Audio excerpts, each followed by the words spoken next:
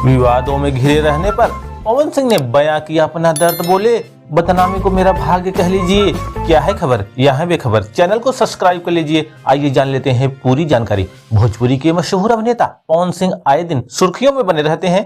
पवन सिंह न सिर्फ अपनी फिल्मों बल्कि अपने गानों को लेकर भी काफी फेमस हैं।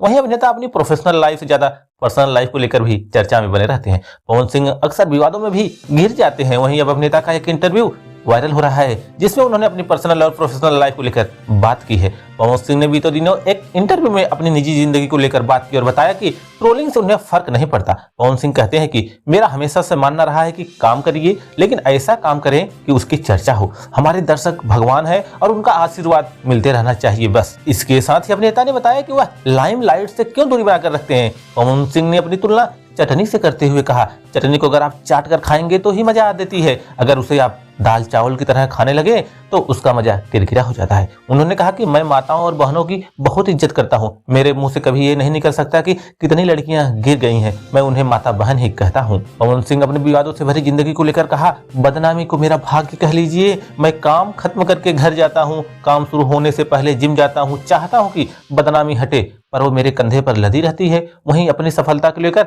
अभिनेता ने कहा कि यह सब जनता का प्यार है, आदमी धन लेकर नहीं जाता, प्यार ही साथ में जाता है, मेरी संपत्ति यहीं रह जाएगी। दोस्तों अगर जानकारी अच्छी लगी हो तो एक लाइक करिए, चैनल को सब्सक्राइब करिए, करिए इंतजार क्योंकि हम हैं भोजपुरिया बहार।